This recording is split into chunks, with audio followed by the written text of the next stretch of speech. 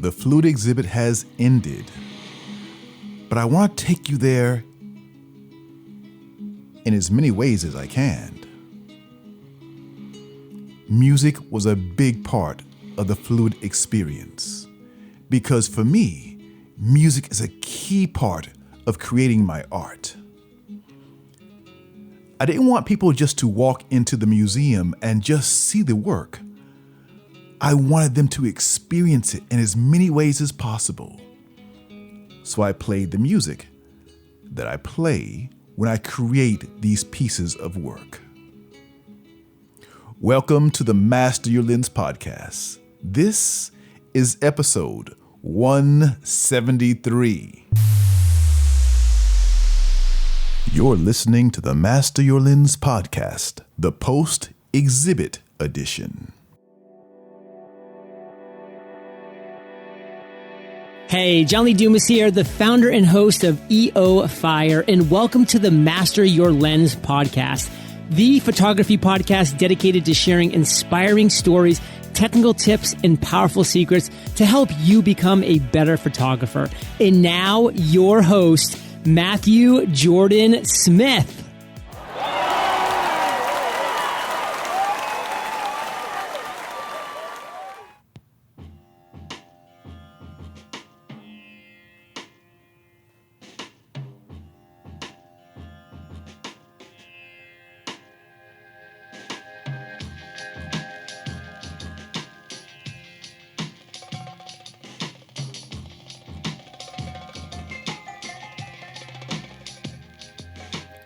Imagine you have your eyes closed and you're hearing this music and you're told just to move based on how this music makes you feel. How would you move?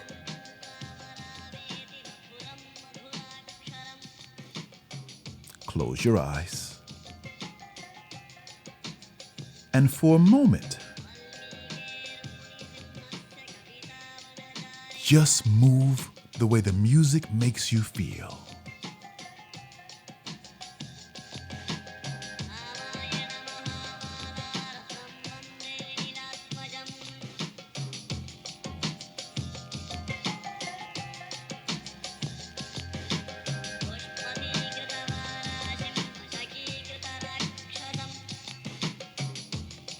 What would that look like? More importantly, how would it make you feel? So let's set the stage. You're in a dark room. It's black all around. And there's a light so bright you can't see. So you're lost just to hear the music. And after a while, it feels like you're the only person in the room. How would you feel?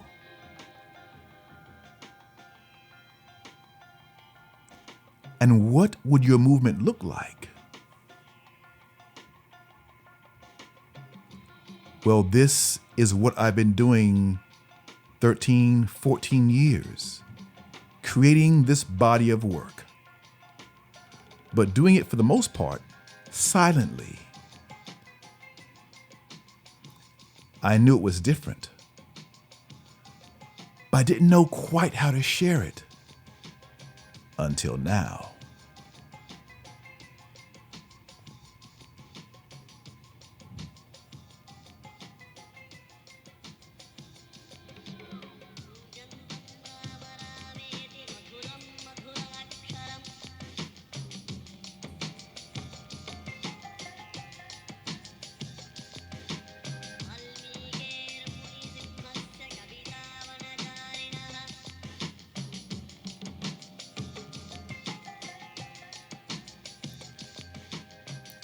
On September 1st, I opened the Fluid exhibit, in Kyoto, Japan, at the Kyoto Museum of Photography.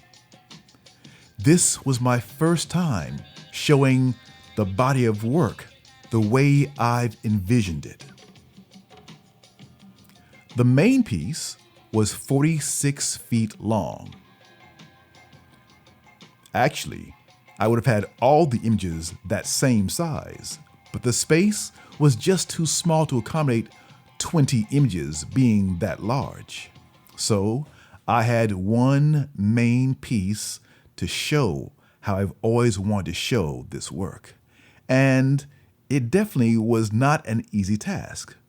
Now, all of these images, they're created on film, medium format film. There's no Photoshop, there's no manipulation, there's no compositing. It's just film, and everything is shot exactly as you see it. It's an experience without interruption, without editing. That's always been my dream. And now I'm sharing that work for the first time. And it feels good. I first started creating this work after a trip to India. I had this idea about what I wanted to do, but I wasn't quite sure how to do it. And the music led the way for me. So I came back from India with this music, and it made me feel a certain way. I didn't know what the words were saying. I didn't know what it felt like. I just know that it was special, and I felt a certain way. I also knew what it felt like to be a photographer and working on a body of work, and people only experiencing an instant of the work. Let's say a client hires you, and you're hired to do, let's say it's a cover for a magazine. You shoot all day long to get this one picture that will be the cover of the magazine.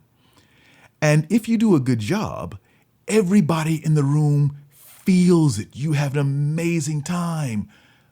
But the world only sees that one picture, or 2 or 3 pictures. Maybe there's an inside story in the magazine. They show maybe 4 or 5 pictures. So out of that full day experience, you get a glimpse of that day. But who gets to experience the full day, the beauty of that session? Only the creator, the people in the room who watch it happen in real life. And that's only a small percentage of people who ever get to feel that. If you're on the set of a movie, it's kind of the same thing, but still, nobody gets to feel the full effect until it's edited and put together and presented to the public. So you have a photograph giving you an instant of an experience. And then you have a movie, which is a curated experience to tell a story. But there's something missing in both those art forms. And I believe I've created that other art form. I call it fluid. The fluid experience is a cumulative experience in the art of movement, the movement that happens throughout an experience of capturing a moment. I have always been in love with that feeling, with that experience, and music for me has always been a part of that experience. It's moved me in a way that it's hard to explain, but I've never felt as good as when I'm creating this body of work. And for the last 13, 14 years or so, it's affected my subjects in the same way. Now, they have no idea what I'm doing, and most have never seen it until this past week. Now, yes, I've been shooting for a long time, and people have not felt the work, they have not seen the work, they have not experienced the work. But they'd always ask, Matthew, remember that weird shoot we did a long time ago? Whatever happened to that? And I'd say, Well, it's coming. I held back on it because I didn't feel it fit into what I felt was photography. And I knew it was special, but I didn't know how to show it. I didn't know how to show it until I moved to Japan. And then it hit me. It hit me that it's not photography. It hit me that it's a new art form. It hit me that what I have is something that needs to be developed more. And until I felt comfortable, I held back on showing it. Now, I did show bits and pieces here and there, but I tried to fit them into the world of photography, and they just didn't fit. Imagine trying to cram a 46-foot image into a 2-foot frame. It doesn't fit. It's like a square peg going into a round hole. It just doesn't fit. So now I've discovered how to share the work. And for the moment, it has to be experienced in real time. You've got to see it and experience it. One thing that made me know that this work was special was the reaction I got from the people who see everything, the photo labs. Now, I've been creating these images for a long time, so the labs in New York, my lab in Los Angeles, and now my lab in Tokyo were the only ones to see the process of making the work. And they wondered what in the world I was doing. It's kind of funny because to have this experience from 3 different labs in 3 different parts of the world, New York, Los Angeles, and Tokyo, was a sign for me. You know, in New York, people say what they feel. In LA, they kind of say what they feel as well. But in both places, the labs would come to me and say, Matthew, what is this? What are you doing? And I'd be quiet about it and hold back and not say exactly what I was doing. Well, in Tokyo, the same thing happened, but in a different way, because in Japan, people won't come out and say that same thing. But it's funny, when I started scanning my images, the labs would say, oh, okay. And they'd look at me and say, okay, well, this is the longest scan you can do that's possible. I always wanted to find out what's the longest film scan that's possible. Every time I get the question, there's nothing that long, that length to be scanned. But I'd say, yes, there is now. And they'd scan the work and come back and ask, what is this? So in Japan, my first time moving here and doing my first scan, which is like 4 years ago, the lab looked at what I was doing and didn't say anything. I went back 6 months later with my second body of work to have scanned. And in 6 months, when I walked in the door with my wife, a group of people from the lab were looking at my first scans by happenstance. They look at the work and they looked at me and they're like, oh, they're telling my wife in Japanese, we're all so curious what he's doing. So over the years, I've been scanning more and more. They got to know me more and more, but they're still very curious what I was doing. Well, long story short, I get to Kyoto. I have the launch of my exhibit. And I didn't really tell the lab about my exhibit. I told them I was going to have one, but I didn't tell them all the details. But I guess they found out about it by seeing different press and, in the photo industry here in Japan. And one day during the exhibit, one person walks in and he goes through the exhibit like everybody else. I see him walk around the exhibit. He's looking at the work, but he stays for a long time. He's really examining all the images. And he comes to my wife. He spoke only Japanese. He comes to my wife and he tells my wife, wow, I can't believe this is the work. It's amazing. Now, this is coming from a person in Japan, and you don't really hear that here. But he tells my wife, I'm the technician that has scanned your husband's work. And everybody in the lab, we've all been wondering what he is doing. And this work is beautiful. So to get that reaction from the person who I've never met before, but who has scanned my work, my images, was pretty profound to me. So he goes back and tells everybody else in the lab, and they all come to experience the work.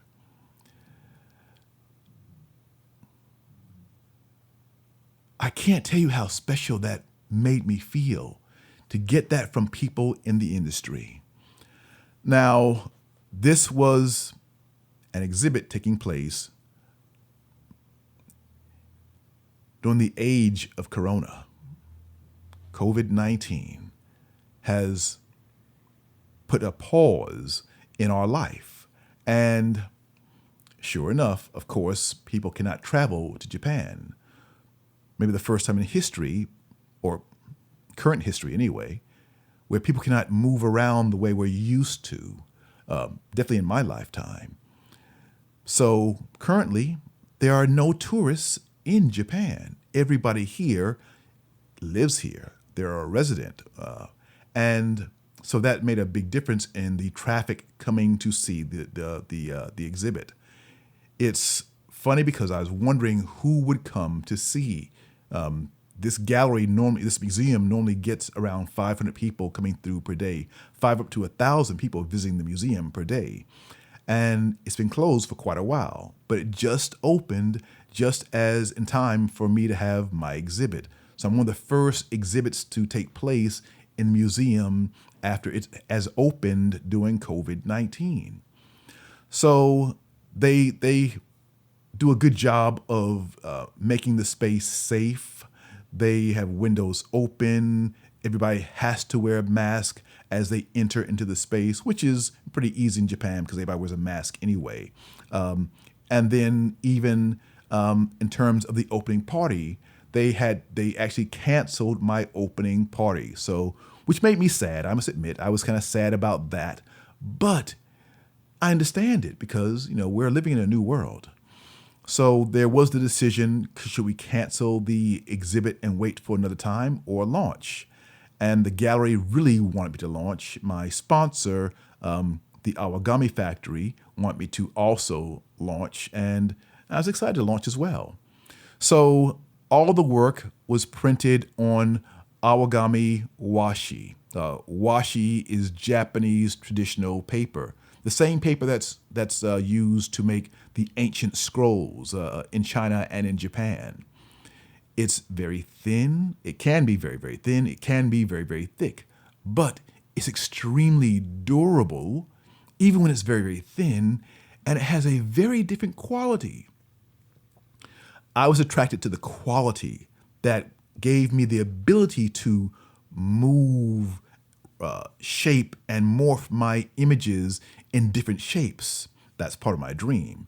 Not to really have an image flat on a wall, but to have it wrap around a room, and have it wrap around a room in a manner that people can not only just experience the picture by looking at it, but even walk through with it. So for this exhibit, I made my first image as the main image being 46 feet long, or 14 meters for those who are in Europe or in Asia, 14 meters long.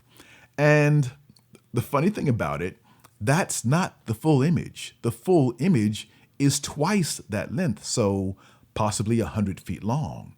So imagine 20 images that are all 100 feet long and walking through these images. Now, for this first exhibit, there was only one that size. The rest I had to put on the wall to fit into the space, and I could only show a small portion of each of those images, which really hurt me in one way to show it that way, but it was the beginning of something that I hope is very special and very big. Now, when I create these images, it's one thing, and that's definitely very, very special. I love the feeling that happens when a photographer is creating. I love the feeling being in a movie and watching a great movie and having that experience. And this is kind of somewhere in between those two worlds. It's funny because right now there is no infrastructure for what I want to create, but I'm working on it. And hopefully I'll be able to share it with you wherever you are in the world one day soon. I have this music that I play, and I've played this now for over a decade. And this music is curated to make my clients, my subjects, feel a certain way. Now, I can't control how they feel. I can just set the stage, and then things happen. I started off playing just one song for a very, very long time. Now I've changed and added different music to the mix to make people feel a certain way. But in the very beginning, the first maybe 7, 8 years of doing this work, I played just one song only. And this was the beginning of this project. And today I want you to hear that song. So again, do me a favor. Close your eyes and imagine being in a dark room and you're hearing this work, this music for the first time. Here we go.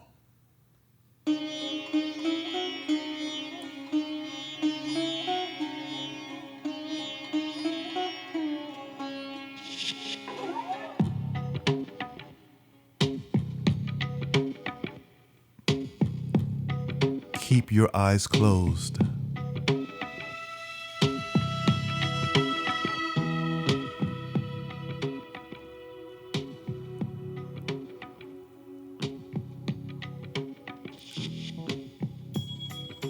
How would you move?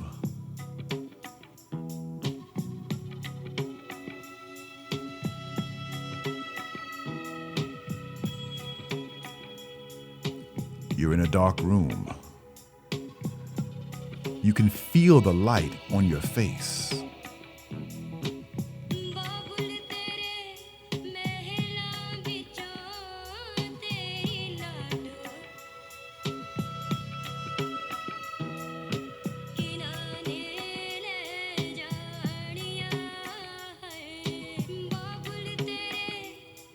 The beautiful thing is, everybody moves differently.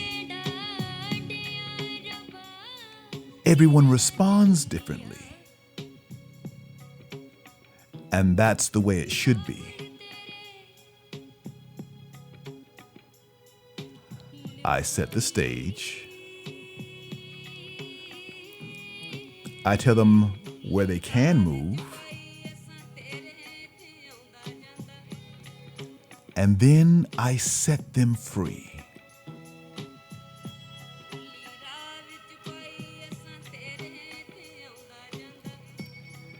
This is not like anything most people ever experience. L'énergie du ciel est un trésor, teinté d'azur. And they never forget it. Poudre d'or.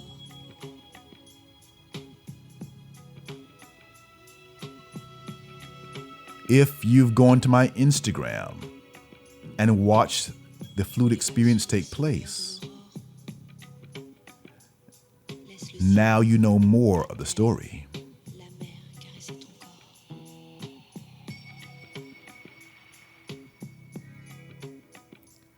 So at the museum, this is what I played. My fluid playlist. So as people entered into the museum, they got more of the experience, not just seeing the images, but hearing the music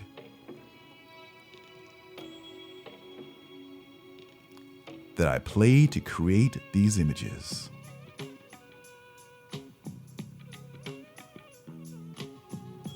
जब दिन के साहे डरते हैं और शाम बेचारी आती है, दिल छुप के रोता है जब याद तुम्हारी आती है.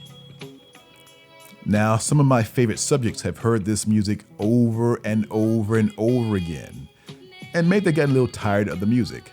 So I added more music over the years to make it different and to keep them moving in a certain way. And even as I've come to Japan and expanded the work, I've changed the music just a little bit to make people feel included and special and to make them feel special.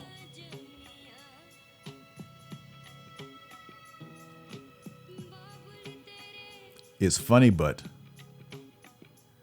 that trip to India changed my life.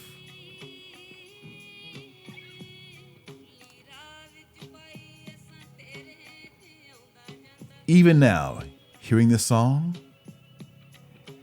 it hits me deep in my soul.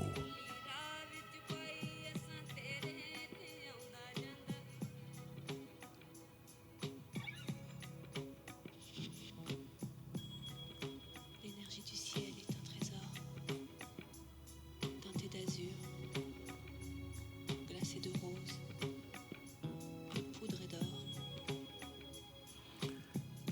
I'm sorry, but even right now, hearing this music, it affects me in a very special way. All these years later, thousands and thousands of times I've played this song, and I've shot hundreds and hundreds of subjects.